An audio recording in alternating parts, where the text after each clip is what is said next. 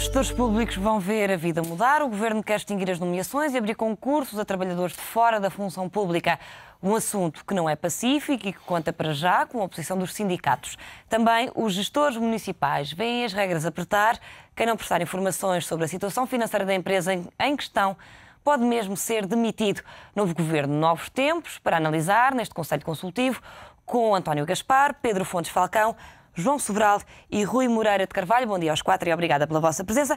Vou começar aqui por Rui Moreira de Carvalho, que não é habitual estar connosco às terças-feiras, para lhe perguntar a propósito destes gestores municipais e este estilo de nomeação, cada ministro escolher, no fundo, os altos dirigentes, que é um modelo que está em extinção já na Europa.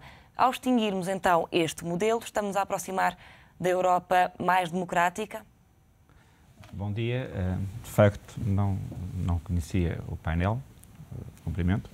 Eu tenho vindo à noite ao Closing Bell das 21 horas, desde o final do ano passado. A pergunta que coloca é pertinente. Qual é que é o modelo de escolha dos gestores públicos? E nisto estou com algum à vontade, porque desde os meus 28 anos que enveredei pela causa pública. Primeiro na EGF, em PJ de Fomento, depois no IPE, Águas Portugal e finalmente a Caixa de Depósitos. E digamos, o gestor público, em princípio, pode ter as mesmas características positivas ou negativas de um vulgar gestor de uma empresa privada. Agora, o resultado está na transparência do seu trabalho e em rigor de decisões de metas e de consequências, ou seja, se ele tem sucesso e se as empresas onde ele está alcançam esses resultados, ele deve ser, digamos, beneficiado do seu aspecto de gestão.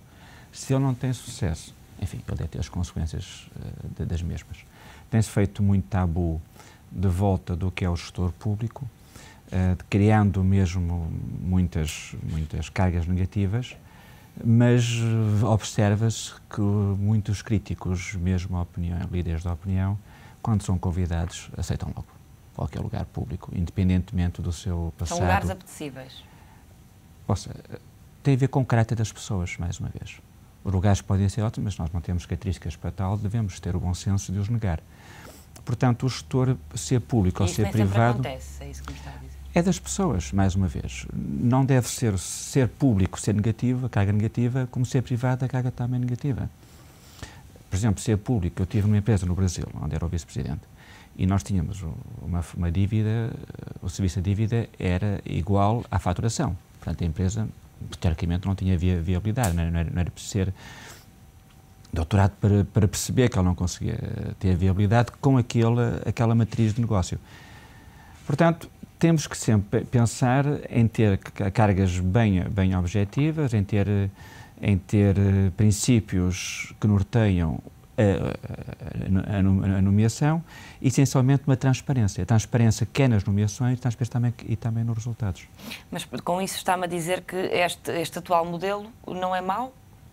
Ou seja, todos os modelos têm vantagens e têm inconvenientes. Os modelos no papel são todos ideais. Depois, na prática, são o resultado. Portanto, mais uma vez, eu chamo a atenção que é para a transparência. Nós temos que perceber bem como é que é a gestão. A carga de gestão, ela pode ser pública, portanto, qualquer cidadão, sendo acionista, no fundo, repara, uma empresa de capitais públicos, os cidadãos, enquanto tributados, são acionistas da empresa, eles têm necessidade de saber e têm o direito de saber como é que a gestão decorre. E a gestão decorre desde a tomada de posse, porque depois também há o curto prazo, o médio e o longo prazo. Há uma coisa que é gerir para o curto prazo, há outra coisa que é gerir para as gestões vindouras. Portanto, mesmo na Inglaterra, eu acompanhei esse processo de escolha, como é que os ingleses trabalham. Está a ser feito um trabalho notável pela engenheira Gemada do Dourado, até com o Dr. Pedro Belo de Sousa, sobre a good governance, e ver o modelo inglês, como é que eles faziam. É significativamente diferente do nosso modelo, mas tem também uma carga política de nomeação de confiança. Agora, há consequências, é quando a gestão não é transparente ou quando a gestão não tem os resultados que são expectáveis e que são possíveis. Então tem que haver consequências. O que nós vemos é um salto de gerações de gestores que vêm desde o 25 de abril de 74, que saltam de empresa a empresa. Mudam o seu, eu vejo no fundo o título que eles usam, muda em função da década onde estamos. E são sempre os mesmos. E com resultados que se viram o que é que foram. E, portanto, essa é que é a consequência. Portanto, não é tanto a carga e criar dificuldades na entrada. É, sim, acompanhar a gestão.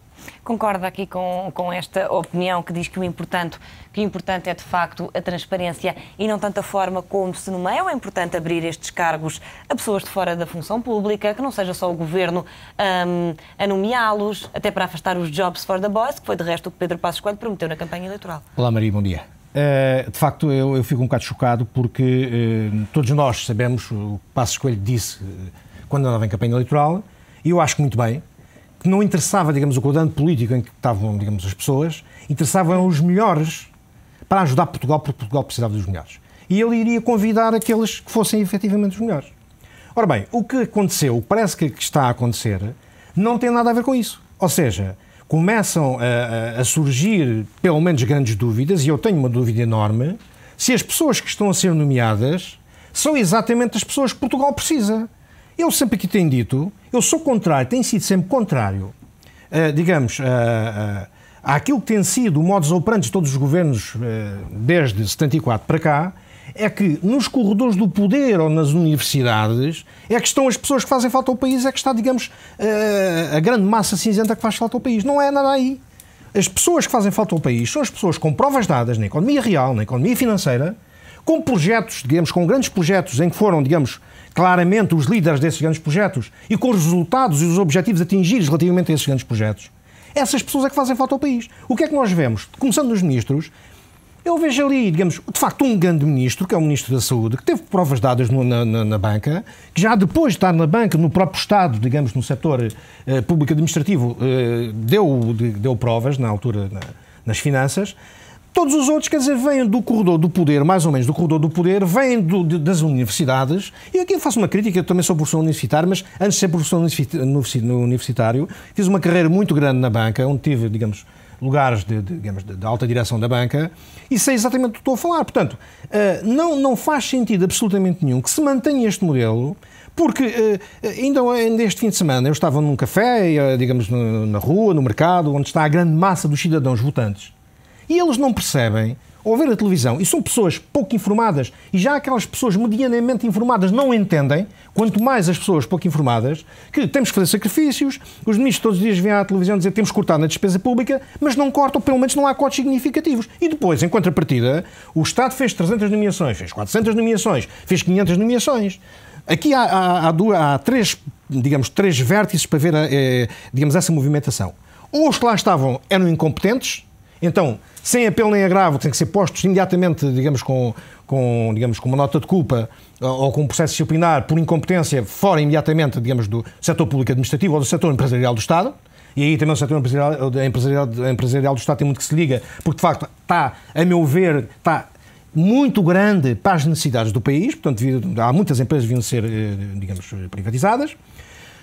Se o problema da incompetência, se são competentes, então, se são competentes, porque é que vão para a rua? Porquê? Porque foram nomeados e porque tinham, digamos, as nomeações feitas pelo governo anterior. Isso é leitmotiv e é suficiente para tirar as pessoas do seu lugar. Portanto, quer dizer, não se percebe, de facto, e a posição que eu sempre tenho defendido, é que esse modus operandi, essa forma de ajustar, porque depois há as conselhias e há os amigos das conselhias que vão impor certas e determinadas nomeações, basta olhar para o governo, basta olhar para alguns secretários de Estado e se vê claramente que foi as conselhias, as mais, digamos, com mais peso, quer no Porto, quer de Lisboa, que impuseram certos e determinados, enfim, pessoas que estão ocupadas neste momento certos e determinados cargos. Portanto, eu entendo que cada vez mais o Estado, digamos, no seu todo, deve olhar para as competências, para as pessoas com provas dadas na economia real e na economia financeira, com objetivos atingidos, com projetos, grandes projetos, são coisas de meia dúzia, digamos, de importância, que são coisas muito importantes,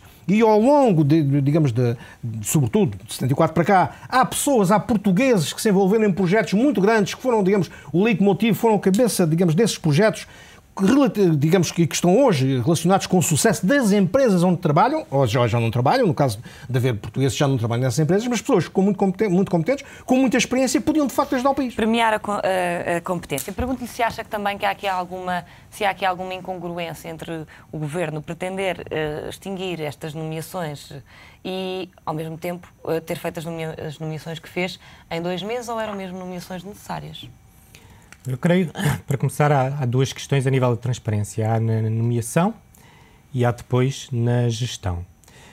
A nível da nomeação, que aqui estamos a falar, há várias nomeações que o Governo até agora não fez, portanto eu presumo que tenha feito aquelas que considerava na cabeça deles, eu não estou na cabeça deles, que eram as realmente urgentes e mais necessárias, porque há vários conselhos de administração que já deveriam ter sido substituídos, que não foram porque o Governo anterior caiu e ainda não foram porque também se aguarda legislação a nível da nomeação dos gestores. Portanto, algumas realmente foram feitas, não sei a razão por trás delas, mas muitas aguardam a legislação. Agora, a questão que se coloca é a seguinte: quem é que se consegue atrair para estes cargos? E, portanto, eu penso que o Governo, temos que falar das coisas positivas, ou seja, tudo era sempre nomeado sem nós sabermos como, e agora, pelo menos, começam a haver regras que, pelo menos, parecem ser transparentes, e vamos acreditar que o processo será transparente. E aí vai-se abrir realmente a um maior leque de pessoas, vai-se procurar escolher pelo mérito. Obviamente, a decisão final dos 3 finais será depois do ministro ou da pessoa que tutelar essa área, portanto aí há sempre alguma escolha pessoal do ministro, mas também são pessoas que vão estar com uma ligação ao ministro ou ao ministério e, portanto, é bom que também haja alguma empatia. Numa empresa, também já trabalhei em várias empresas, e a empatia com a chefia, obviamente, é um aspecto chave. Mas isso não desvirtua a proposta, como acusam os sindicatos, o facto de a última palavra ser do ministro?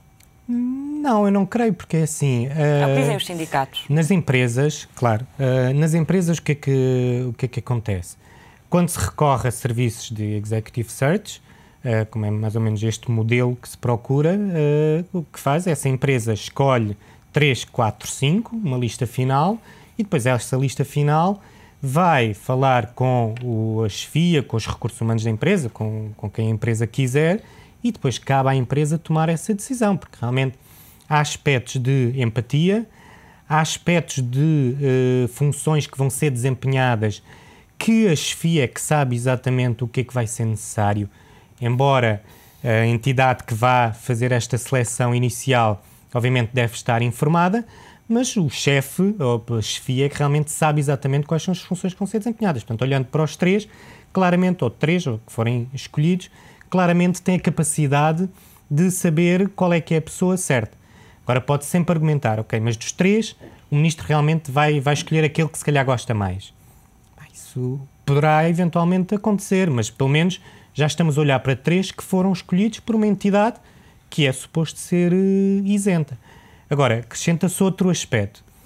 Fala-se de trazer, e concordo, de tentar trazer pessoas mais do mundo real. Agora, a realidade é que no Estado também se paga muito mal, salvo raras exceções de conselhos de administração, muito poucas empresas, face ao privado, paga-se mal. Uma questão que, entretanto, foi melhorada agora, ou que se pretende ser melhorada, que era também, as pessoas eram nomeadas, o secretário de Estado ou o ministro ou o que seja muda, o governo cai, e elas de um dia para o outro vão para a rua. E, portanto, as pessoas também abdicam, às vezes, da sua vida privada e de situações onde tinham uma vida estável, para ir trabalhar para o Estado, correndo o risco de um dia para o outro há um escândalo, há um problema qualquer, e eles são disse-se isso a propósito de alguns ministros independentes que vieram para o governo, precisamente, e falou-se nisso na altura, não é? Exatamente, e até foi no tempo de Sócrates, o primeiro-ministro, como se lembra, das Finanças, também teve problemas a esse nível, que passado poucos meses saiu e tinha a sua vida encaminhada numa certa direção, e pronto, não foi fácil sair. Portanto, também quando não se paga bem, e face ao privado, e quando há riscos das pessoas estarem lá pouco tempo e depois saírem, que agora já, pelos vistos, não irá acontecer, porque as nomeações vão ser por vários anos, penso que também se começam a criar infraestruturas para poder atrair pessoas mais competentes, Algumas, não creio que também se deve erradicar as pessoas do mundo académico, mas obviamente pode-se ir buscar pessoas do mundo empresarial ou pessoas, como é o seu caso, que têm experiência do mundo académico, mundo empresarial, como também é o meu caso. Tenho experiência do mundo académico, mas também do mundo empresarial.